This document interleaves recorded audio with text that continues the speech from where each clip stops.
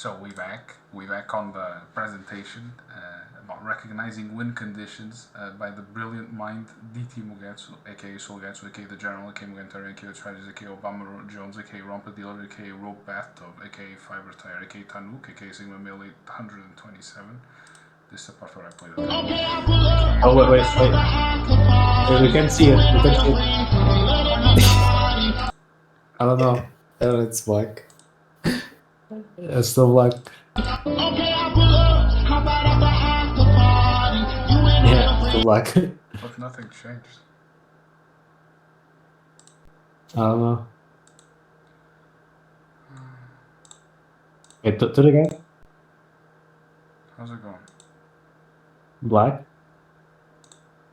Black? Dude, I did it a while ago. No, I saw I see your arrow. There you go.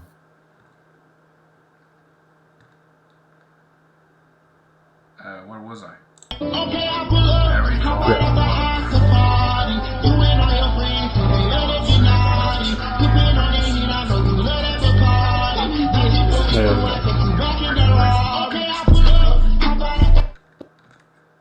Let's go. Okay, so let's talk about win conditions. It's black. It's black again. Is it? Yeah.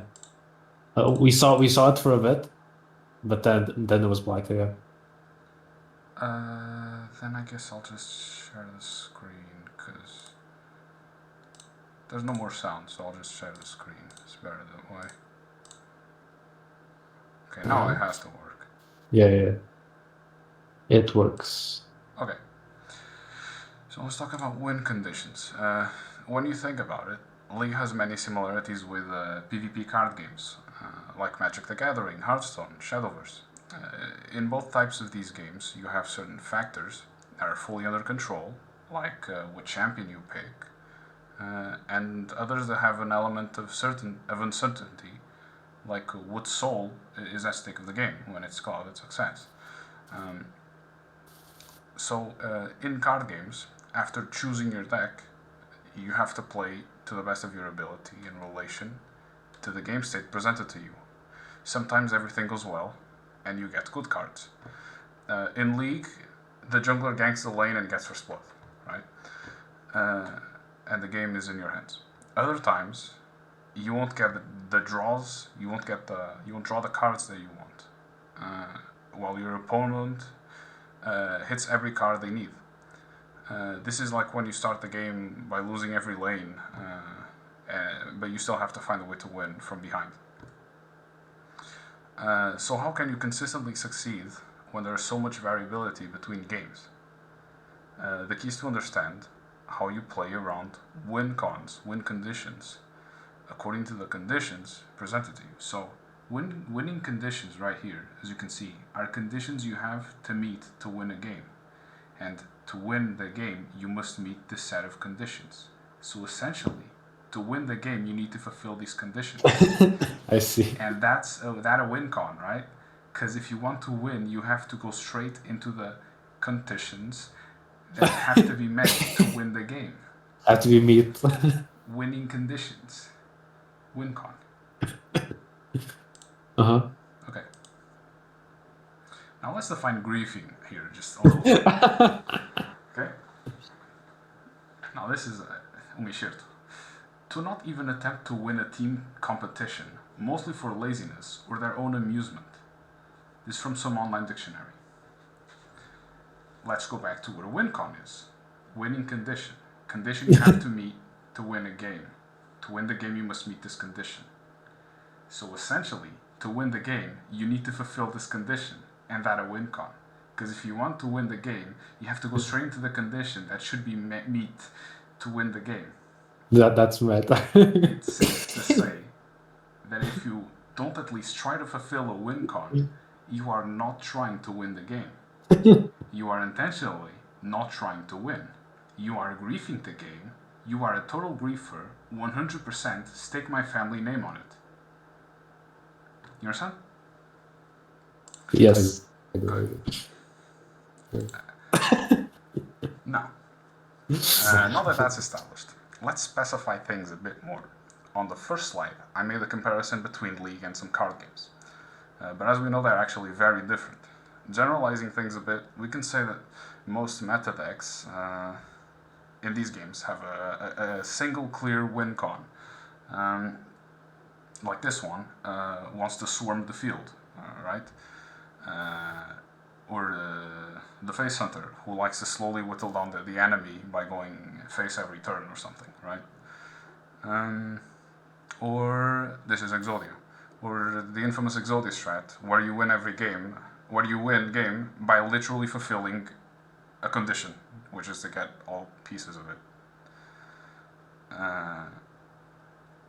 I hope you read this. I ain't reading it. Yes. Oh, that win con. Okay. I'm going to hit AP. I'm going on hit AP Nazis, shits, pants, and farts.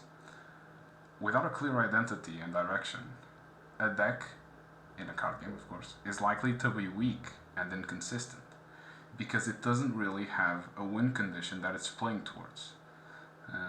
The same can be said for League of Legends champion compositions and builds. What do you hope to achieve with going AP on hit Nazis? When there's no direction or true intent, a strategy or off-meta pick is really just trolling. Ask this question: am I contributing and creating? I get Hero's End. Am I contributing and creating more to win cons than deleting? So, am I creating more conditions to win than I am deleting them? You can still go AP Nazis if that's to help you farm early or something. The point is, there has to be intent. You have to create a condition when you delete another one. Now, let's go into the real win con mindset. You breathe twice. You ask yourself, what are our win cons? Notice the R, because it's a team game. Which one do I prioritize?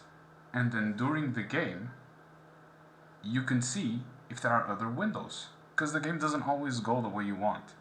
If you have a Jinx and you play for the Jinx, but the Jinx dies 7 times in bot lane, then you have to pivot and start playing for the top lane, just crazy idea, the set top lane, the Mugetsu set in top lane, maybe he would like to carry the game. In League, you can change win cons depending on how the game is going. In most card games you can't, because they are more single-minded, most of them at least. You're pulling for Exodian one, and in League you can change. You can pull for Mugetsu instead of pulling for Jinx. Understand? I feel targeted. Right. So the second part is about team compositions and how to play them, because we don't do this. We are losing in Champion Select. You gotta question yourself, what's your job on team fights? And before the team fights, you gotta question yourself, am I behind? Am I even with the other team? Or am I ahead? Because depending on these things, you have to play different. I'll give just 2 examples on here. The tank, right? So the tank asks himself, how am I in game? If he's ahead, he will be incredibly tanky, go figure. And so, as a tank, sticking to the enemy front line is a good way of soaking up damage to protect your team from enemy damage dealers and stuff. And you can be annoying as long as you don't just tunnel vision. But when you're behind, you can't do that. You can't tank when you're very behind. So, you become a secondary support. You protect the carries. You use your skills solely to protect the carries. See the difference? It's basically the Chad Malphite and the Version Malphite. There's 2 ways of playing it on team fights. If you're behind, you're not gonna go into the middle of them. You have to avoid sacrifices. We kill ourselves way too much in team fights. When we can just take a 3 for 2 and win. We don't have to kill ourselves just to get a 5 for 4 or something. we can take wins and avoid sacrifices. And this is the second example I got, the fighter or bruiser. When the bruiser is ahead, he can be devastating. He can go and focus the squishier members on the enemy team. He can solo them. When he's even, and he's not strong enough to do that, he has to switch his focus and hit the front line instead. He becomes a pseudo tank. Focusing the front line allows his team to take down the front line and then take it to the enemy's backline afterwards. So you try to carry your team from back to front across the team fight. When you're behind, you're screwed. You won't be able to fight the backline on your own or anything like that. You'll become a secondary support as well. And for the other ones, it's very much the same mindset. You need to check, am I winning or losing? And then you play accordingly. If you don't deal damage, you can't 1v5. It's pretty simple, but we do it all the time. Okay. Here are some typical team comps. Crazy idea, I know, team comps.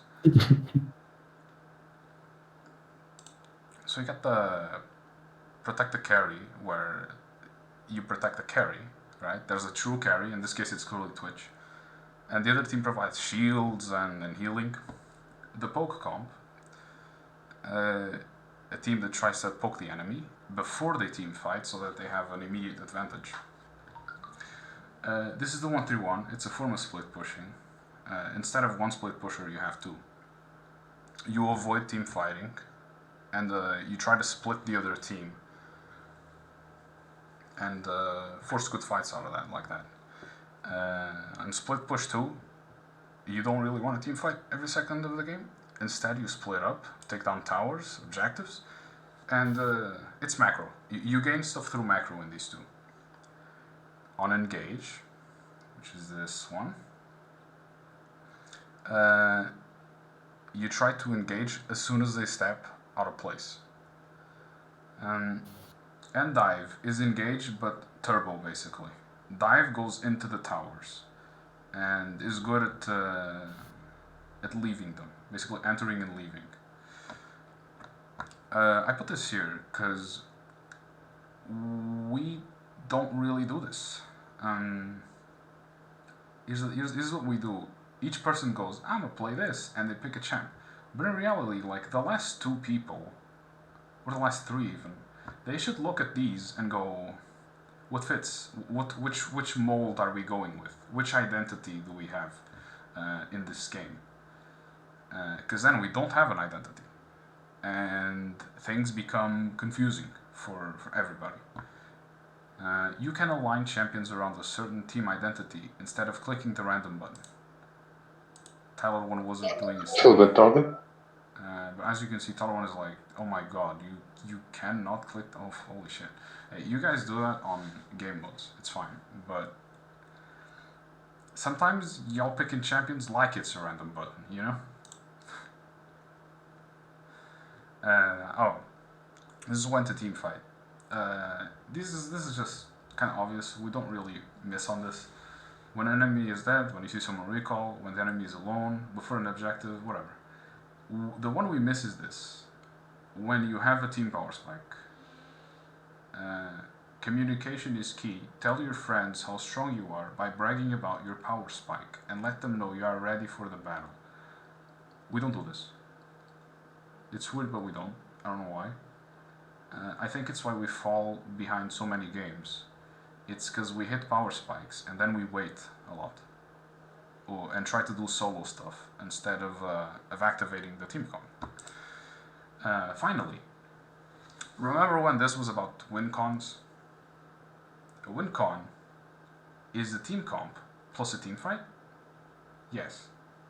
Every game's wincons are a factor of a team comp and the team fight prowess of your team. The greater the prowess, the more power spikes you hit, the bigger the win, the better, the closer to the wincon you have. When you are at max teamfight prowess, and you know, most perfect team comp state, that's when your win con is bigger. Is what I'm trying to show with this math for all you math nerds. Analyzing how to go around thing and fitting your team into one of these molds is how you identify and play around the win con. I don't know what I meant by this initial part.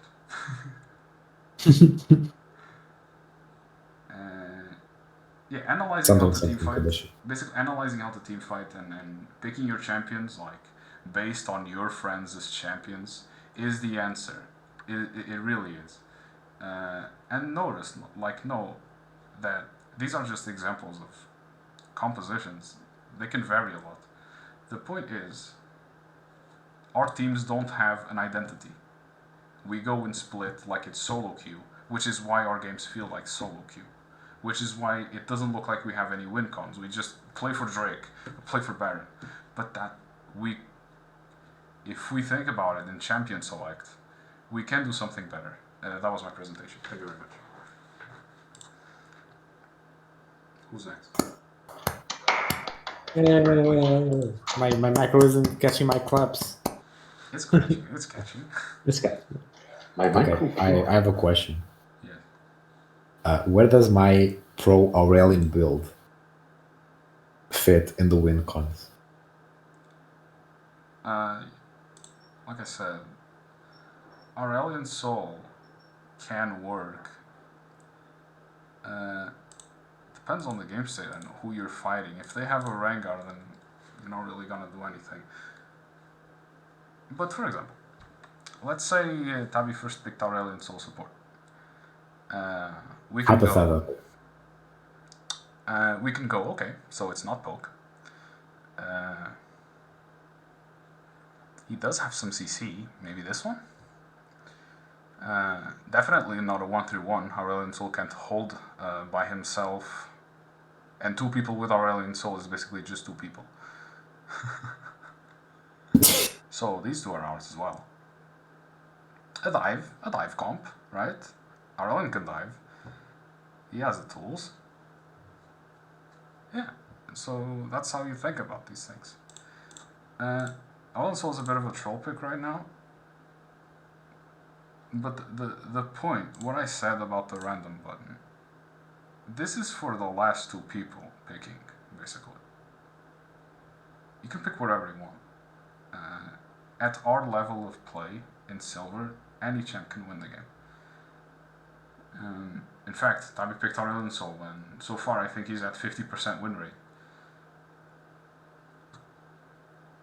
So to answer the question, finally, it fits. Right now, we don't even have win cons. We don't even have team comps. Aurelian Soul can fit into one of these. You just need to pair him up with the right champions. That's my answer. I too have a question, actually. Yeah. Why am I being targeted in this presentation? Why were you targeted? Dude, I was targeted in Pretty the sure first at every slide. page I'm being targeted. A crab. Dude, I got targeted in the first slide, so... Yeah, I'm kind of feeling the heat over here. I don't know, where's crab here? I don't see it. Some cooked crab. I don't know. Some boiled crustacean. This particular side is more targeting Zai. The only target I can see, it's the random button. That's for crab. That's the only Nice. target I can see for crab. What do you mean, Debbie? I never do that.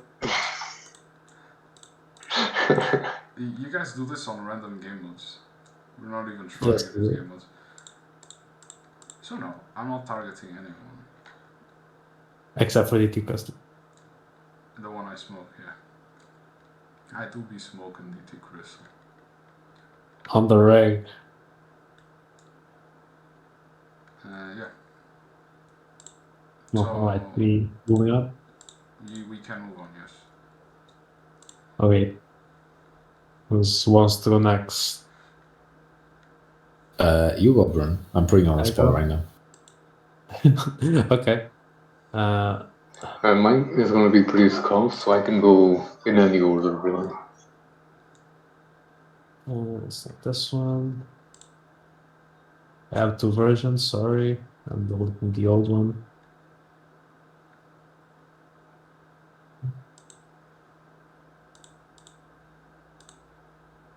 Apparently I can.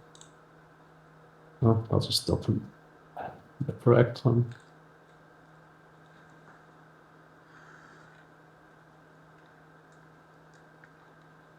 All right.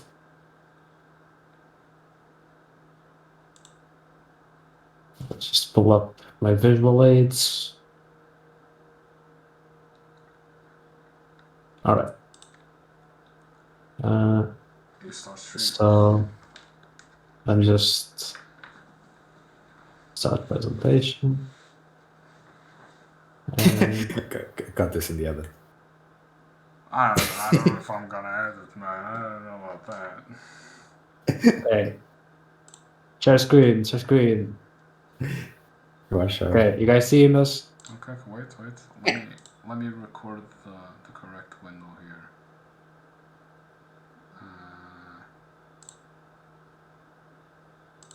I gotta capture the correct window. I'm sorry.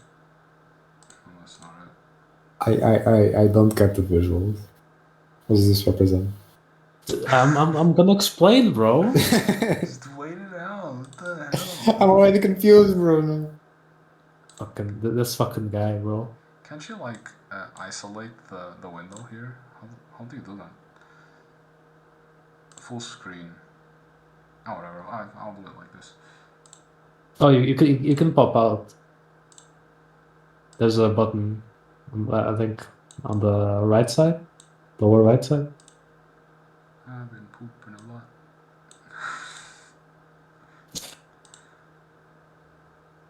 Okay, I think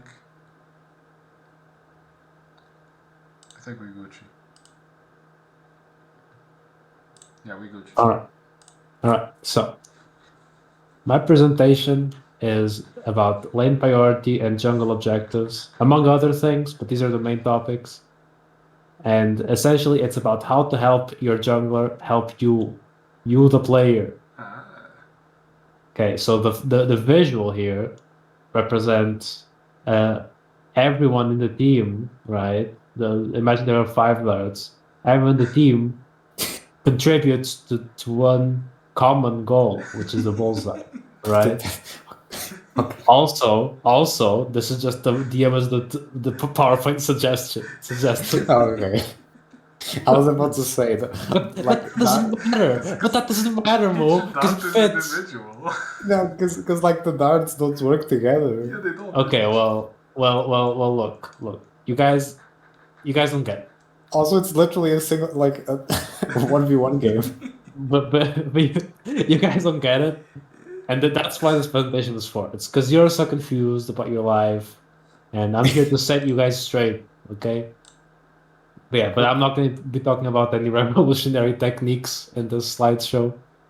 Okay. So brace yourselves to be confronted with only the most obvious.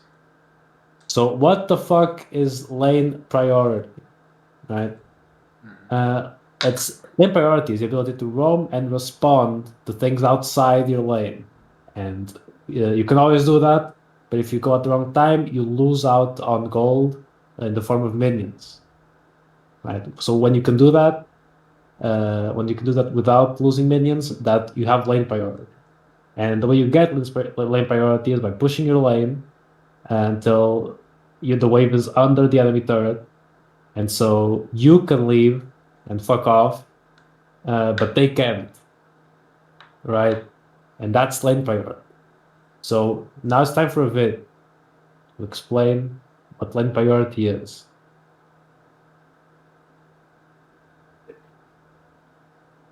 All right, so here's a video. As you can see, Tavi is engaged with a Tristana here, right? And she's gonna go on it. Okay?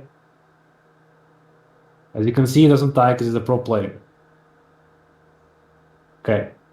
But he does have to go back. And meanwhile, Tristana's just all willy-nilly, all just pushing the tower. Rexito. And Hey, the wincon presentation was on the other video. and Tavi TP's in, right? And the lane is they're both alive, no one died, but Tristana now has priority. And Tristana can go do something, but Tavi can't, because he loses these minions. Okay? So that's priority. Okay. But right, now it's thinking time. What the fuck does this have to do with jungle? What the fuck is the point, right? So the way priority affects the jungle is to secure an objective, you gotta make sure you have the advantage. In the event that a fight breaks out over the objective. So if I go to take an objective like Drake and nearby laners have priority, then you can come and help me before your enemies do, your enemy laners. And if they go at the same time, then they lose gold. So that's an advantage for us, right? And that's important to keep in mind when you're taking objectives. Otherwise, you get into unfortunate situations like DT Crystal often does, right? And you don't want to be DT Crystal. And that's right. You're so hard stuck. You didn't even know. You didn't even know the fucking how lane priority affects the jungle. That's right. So now, it's another video time. Wait. POV. You don't know Another what video your time. priority is. Okay, so this is another situation. Here's a pro Yone player and facing off against a Vlad. I don't like the name of this video.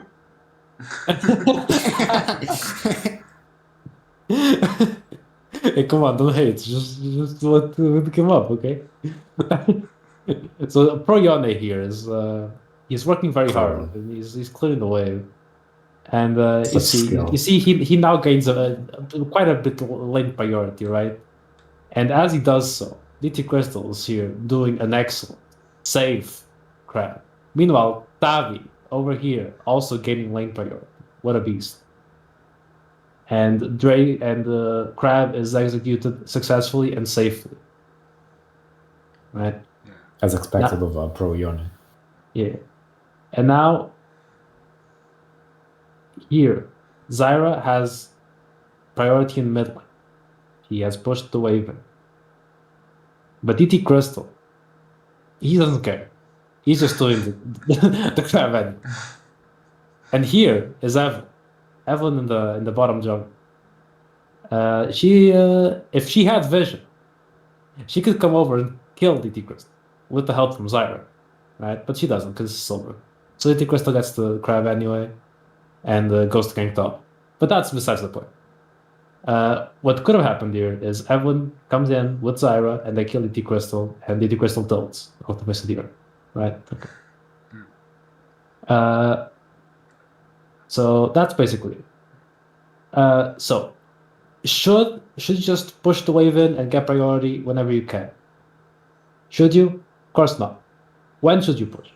You should try to push in either if you want to gain priority to roam, or if you want to get priority so you can help get objectives like Scuttle, Dragon, and Herald.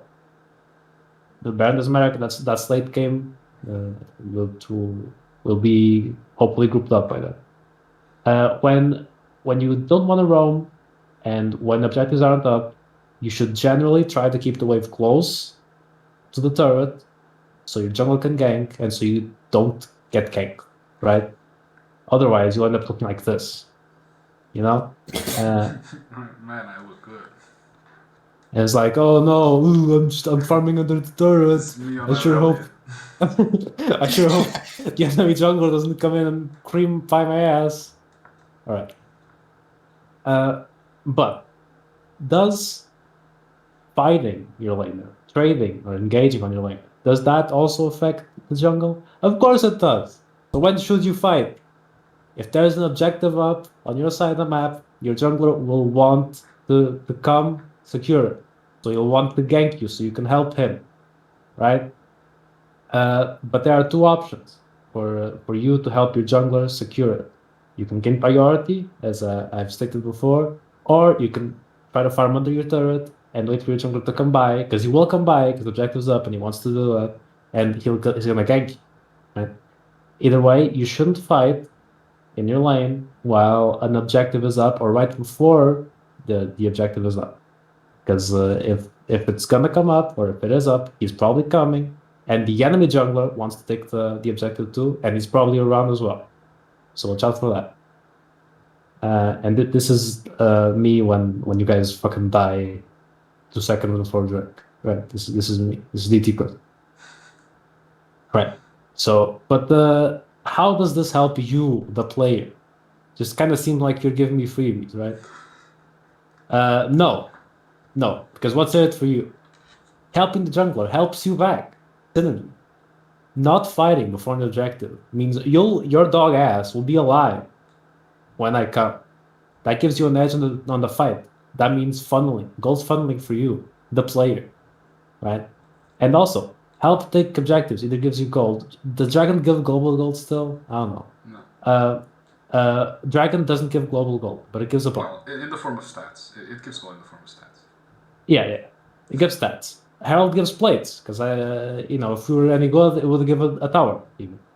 But no, it gives us plates. Or makes it easier for a jungler to gank, because Scuttle gives vision and it gives move speed, right? On the flip side, if DT Crystal is sad and lonely and he can't farm or do drakes, he won't be able to help because he's too busy farming, right?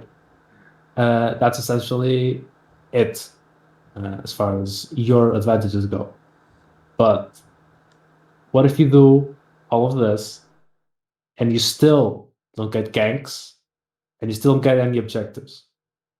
That's easy. Just blame the jungler. Because he's dog shit. Because he's actually dog shit, and it's probably his fault. Oh, good. And that was my presentation. Yeah, good job. Thank you. Oh, Any yeah. questions? Uh, Except for the beginning slide of the visual with the darts, because that doesn't make any sense. No, I agree with. I am a bit confused. Can you choose between doing a camp and ganking? Yes, you can. Then why don't you do it?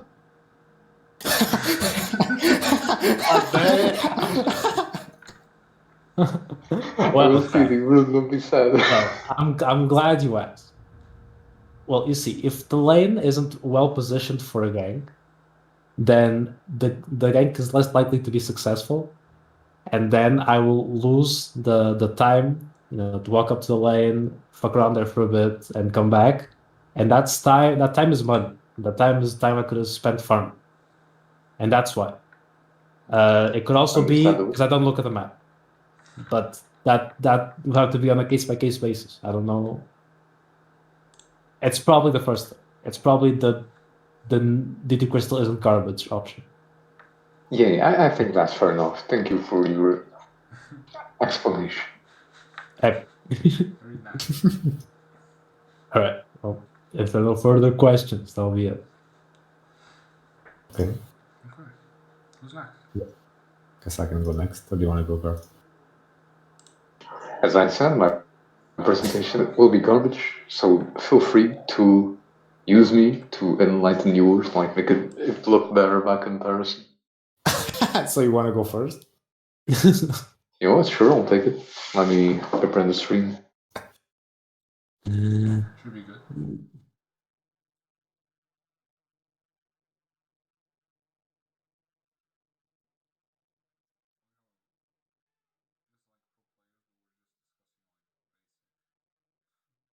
Yeah. No, we are doing a team building exercise. Okay. Okay, can you see this? Yeah, it is team building. Because now I know you know. Now I don't have to worry if you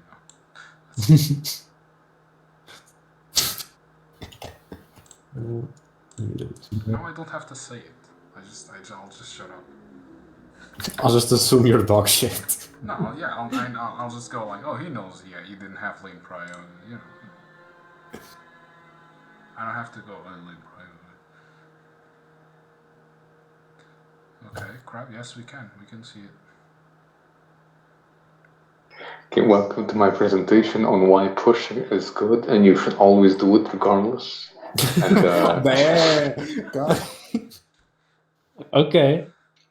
I'm kidding. This is my presentation on why you should never leave top until this tower over here is dead. No, We're not Wait, no, seeing no. You can see We're not the seeing. image. Damn it. We can see like the we can see the the program. yeah. Photoshop, but not the image. There we Okay, go. can you see it now? Yeah, we can. Okay, until either this tower dies or this tower dies. If you're on the opposite side, and only if, right? All right. You can't leave this bit over here. You know, I'll be a little generous and widen it a bit so you can help the jungler. Welcome, DT Crystal. Thank you. You can't leave this until this tower or that tower, depending on who you are in the map, is dead. Alright? And there are many benefits to doing this. I'll proceed to explain them in a minute. First of all, your jungler can gank you here if there's a tower, unless he's good. Alright? By removing the tower, you're allowing all of this for your jungler, you know?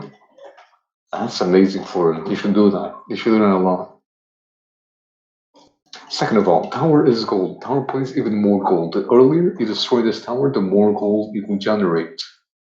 Especially because I'm pretty sure in the early an extra tower plate that you can get even more gold from, right?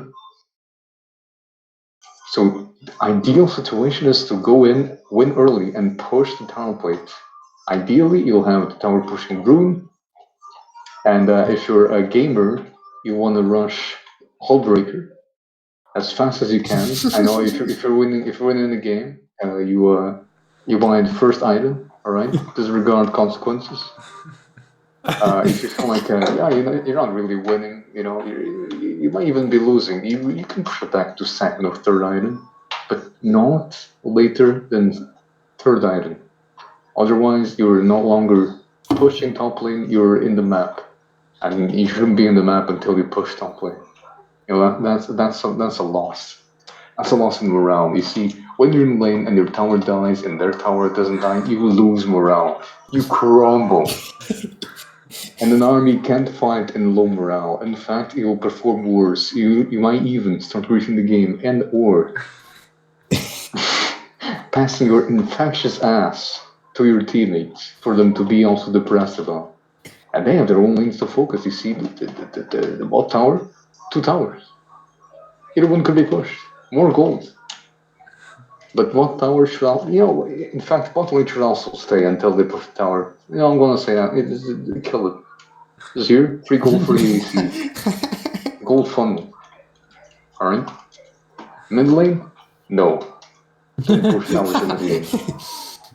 Mid lane cannot push because they need to gank top tower for top tower to push the tower, alright? Or bot tower, so they can also kill the tower and get the gold. Correct? You agree with this? This is good. You agree with this? Yes, I agree. Okay, the jungler. Ideally, do herald to get the tower, but understandable if they can't, then they're busy trying to salvage every single lane, I think you can't really expect them to be able to do herald and get the tower. If you can kill the tower before you get the herald in there, even if you help them do the herald, you win. You win the game in morale. You didn't even need the nuke to destroy Japan.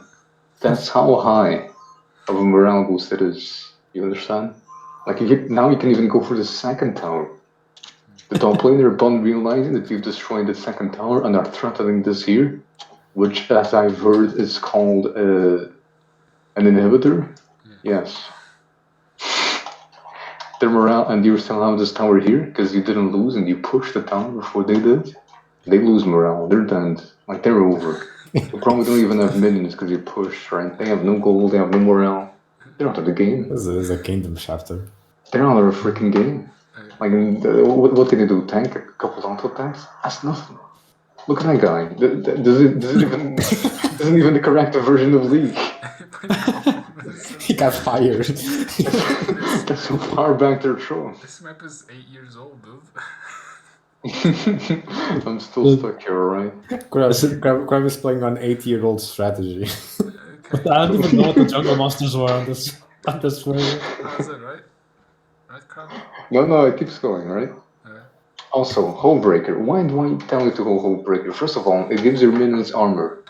If you know anything about this game, all auto attacks are AD. So their minions actually don't kill your minions, so you can push even harder. Lane priority, you get it. Gold, you get it. The towers still kill your minions because they do 40% damage regardless of resistance. That's just how it is. Okay. But you do 100% increased damage to towers, and that's very big. That's like 200% less time you have to spend pushing the tower, so you can push another tower. Or even after you kill the first tower and you were, up in morale, and the enemy's down in morale, you can go bring your morale to the rest of the team and help them win the game. Actually play League of Legends for a while. Secondly, Hullbreaker great stats. Look at this: 400 health, 50 AD regeneration, and the broken buff to the minions for only 28k. That's pretty cheap. That's like a mythical item. Cheap. And stats, because you also gain like 45% armor and It's like a magic car resist. salesman. Look, it's very good. Anyway, here's a detailed map of the geopolitical in 44. The reason I showed you this because you can see here, pretend this is a tower. All right, this is another tower. Who do you think is gonna win? The first who falls loses, because this falls, all this is open. This falls, well, it's over because we only have this. This is us every game. We lose, I lose, I lose. The first tower, it's over. Yeah. I'm sorry to say, I get it, we win, it's alright. 50-50 I win after I get the first tower. And if I'll win with Doobie 50-50. 20%, and because then I can help you guys. This is you. You're in their side. Because you don't gank me in there. So I just wanted to say thank you for being my friends. Yeah, get me more goals if you can. If not, I understand. I'll help you once I help myself. Pull myself by my bootstraps. Thank you for coming to my TED talk on why I shouldn't leave top lane until we get to first tower. I hope you loved hearing me as I loved speaking, which it wasn't much. Thank you. Amazing. Thank you. Amazing presentation after the lane priority one and everything. Thank you. Hey, Hullbreaker helps you get priority. It's true. I'm comboing with the Chris over here. But you get priority, but you don't leave. You can't leave. That's the whole point. Yeah. Okay, final. This is a little trader rule for all of you faggots. This mirrors in the game. It's weird. This was the most cock-fueled / tea-fueled presentation. Okay, I have a question, Crab. What if the jungler keeps ganking you? Yeah, kind of just That doesn't change anything. Unlikely, doesn't happen. Until you get the first tower, nothing happens. First tower decides whether you win the top lane and get gold, or you lose morale and crumble. And if you crumble, the team crumbles before you, because guess what? If you're in top lane, you're probably the tank or the front liner.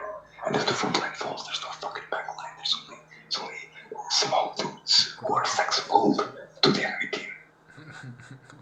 And you don't want that. You want to be the wall that separates, the big from the bad. Pretty racist. Oh my. Yes, top laners are all racist. Non-top laners are not people. They're small people. Okay, Bot laners can also do the strat. If you're doubting that mid lane is just to be humans, I'm sorry to say. Good.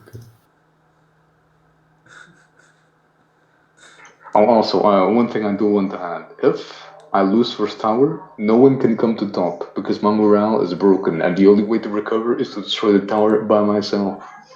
This is valid for any lane I'm in except mid lane.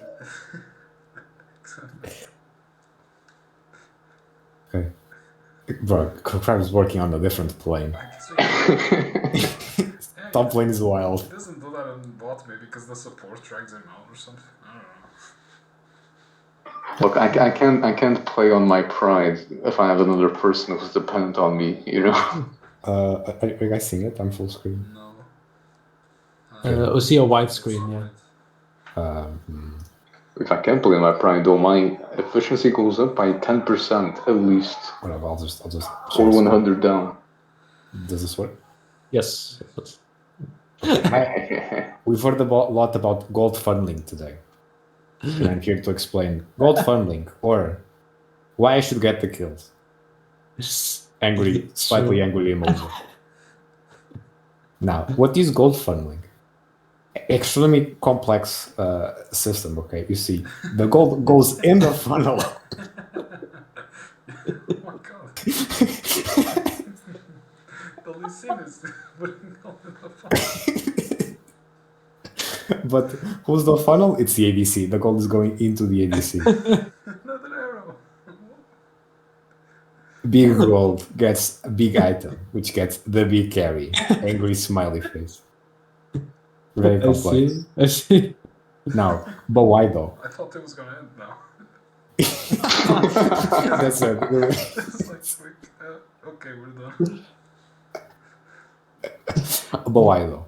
No, this is a question. Well, why would you do this? Why would you funnel gold into a random girl, e-girl that got lost in the void? Why would you do Small and feeble e-girl, easily one-shottable.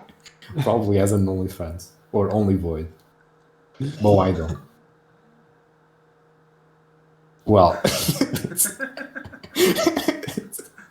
because ADCs are theoretically built to carry. So by organizing the team to ensure that the carrying capability is achieved, you greatly increase your team's damage output. Instead of a bunch of dudes just throwing shit at each other, you specialize your team to maximize value out of your players' characters. The bot lane is essentially one member specializing in dealing damage, ADC, while the other focus on keeping the damage dealer alive, support, hereby increasing the total DPS and utility when compared, for example, to just 2 mid laners in bot, via the special power of character specialization. Very, very basic concept of why teams have different comps. But why do some AD do the C? ADCs distinguish themselves from other AD champs with 3 special properties. Long-range attacks. Dealing damage from far away grants greater security, letting you focus on damage more reliably. So basically, because you have a lot of range, you're more secure. Because you have a greater distance between your enemies. So you can output damage. And it helps you if you go, all in on damage. Auto-attack focus. Auto-attacks are undodgeable, despite what some other people may lead you to believe. I kind of disagree with this fact, I think it's Shut up, this is my presentation. Me too. Okay, where's the study, where's the peer-reviewed study? I need a source. Thought says so. Oh, fair enough, Anyway. and I can't question the thought. Auto-attacks are undodgeable. They have no extra cost like mana, giving you more reliable damage. So you can just pump them all the time, and they're fucking undodgeable. So you don't really need to focus on aim. So you can focus on other stuff like the Yone that's coming to you quickly.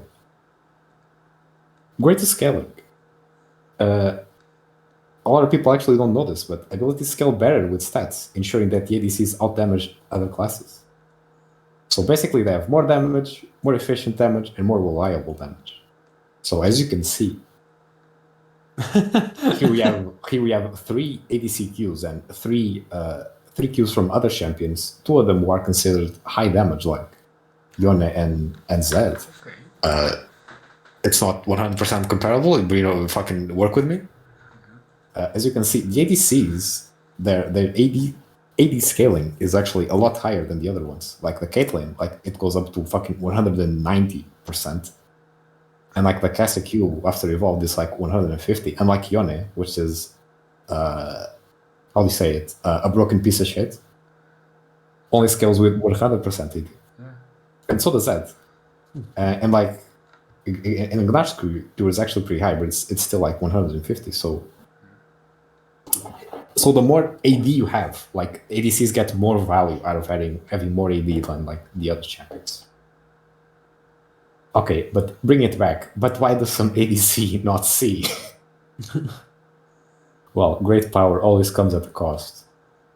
So high late game power means to remain balanced, the champion must have a low early game power. So you're stronger later, but you're weaker early game. Specialization on damage leaves you very dependent on outside protection to keep you alive and very susceptible to burst damage. And items are expensive as balls. The mage and ADC items are the most expensive, but like at least mages, they like build 1 and 2 and they're like pretty good. While like if you're not fed, you gotta get like at least, if you're an ADC and not fed, like you gotta get like 3 items too. So basically, ADCs do not see sometimes because they're dog shit early game. If your support does not protect you or like is bad, you're fucked because you're extremely dependent on them to like keep shit away from you. And also, the items are expensive as balls. So if you're dog shit at farming, you're not gonna get any gold, and you're gonna get fucking ahead. But what are the effects of this funnel? As you can see by this totally legit and scientific graph made by Cambridge University, I swear, don't look it up. You can see the average power of an ADC and average damage dealing champion. So like normal champions, as the game goes, they buy more items and they get more damage. But the ADCs, because they scale a lot better, they're weaker early game, but late game they outpower all other champions. So what the funnel does, it pushes you to that viable state. So you're pushing the game state into the POG zone, as we call it, where the ADCs are better. So in this zone, even if like the ADC and the enemy mid laner are like have the same gold, the ADC will have more damage. This is what you call getting gapped. The ADC out damages. Once you do not funnel, never give me the kills. Of course, securing the kills comes first. Blah blah. Don't get the kills get away. You're dog shit. You're griefing. If you're also a damage dealer, funneling gold is not part of your job description because putting all the eggs into one basket is not advisable. So, for like a mid laner, like you gotta also deal damage because we can't fucking put everything on the ADC. And if you're like a top laner or like a jungler, a lot of junglers are also damage dealing. They can create a lot of pressure in the map, so it's not like they can still get kills. We don't matter like go full funnel. But also assassins that fall like late, or some of them even fall in fucking like mid game. Think about giving your ADC some kills, because they're probably dying a lot. Also, when the enemy comp just completely destroys your ADC, there's no point in fucking giving your ADC shit if like they're full dive comp and you're playing like Jinx. Pretend Jinx is a super minion, okay? Or when the ADC enters the cooping zone. Let's talk about that. What's the cooping zone?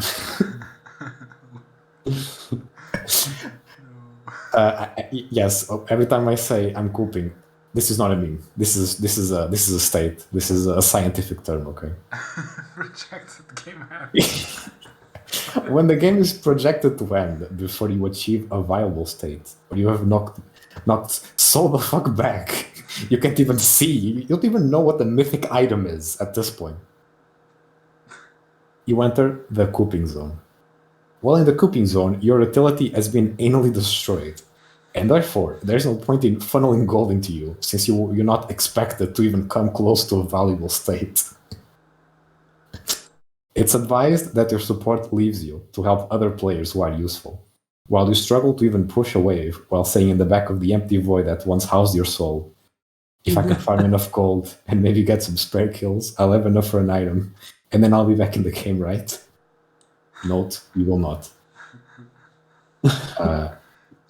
So basically, sometimes it's better, like if bot lane really griefs it, it's better to just let the ADC alone, like to get like to coop some cold, because it's probably not going to do anything. Because if the game ends at 20, the fuck did your ADC do? You just had a super minion since the beginning of the game. That was it. In conclusion, for the love of God, stop using ult when I have like 2 HP and I'm literally standing next to them. Also, gold is shiny. Give me. Thank you for watching and thank you for the kills. Thank you. Thank you. Yeah, I'll just leave the very very complex graph to one of you guys. If anyone has any questions. This is thumbnail.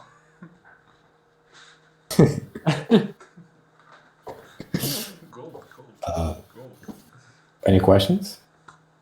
I have a question. Can you show me the slide where you first say when shouldn't you funnel? Oh yeah.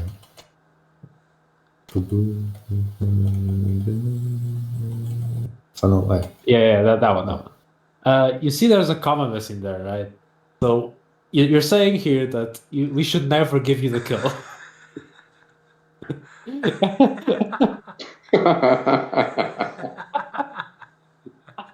Well, I don't know. I don't see it. I'm paraplegic.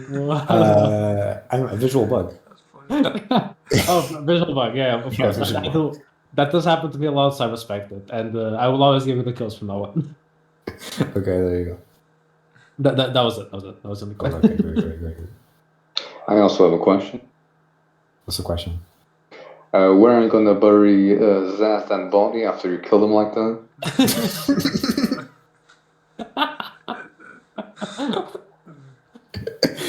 I didn't call out Zed, I think. I mean, at the end. Yeah, on the stop ulting. yeah. Okay. This one I will not lie. I was thinking when Zed fucking mouth ult. Yeah, specifically Malphite. Oh, And I was like, bro, I'm literally here. That was it though. Like, yeah, that one. Hey, good power. Yeah. Good. This is good. thank you. Let's say the It was very nice. session was pretty nice. We had 3 high quality works and 1 charismatic work from Crab. Hey, that was top notch. No, it's charismatic. I'm not gonna lie, I did enter a manic state. My ego was dissolved and I became part of something greater of myself. Jehovah and Yahweh are waiting for me on the other side. I really liked Krabs because it was like an in-depth look at a mind of a top laner. Yeah. And I think it was very. This is my manifesto. I think it was very telling. It was like, you know, when you look at monkeys and you're like, I get why they want to do this. Yeah, from now on, my top lane will be a lot cleaner. After I understand the social contract. It's all about morale. Yeah. Well, And now we're gonna win all the games. Now we're gonna spike the gold, all of us. You have no idea how big morale is. You know, when you're in the lane and you're like, the dude seems weak. I'm not gonna go in as hard for now because I want to get the gold farm because I don't have the ability to kill them just yet. And then it kills you, and you're sent to the shitter. Even though like you're still in the game, you just died once, but your morale is broken. You lost. Your tower is gonna die. That's a lot of gold you're giving him. well, thank you guys. That was fun. Let's go. Very fun.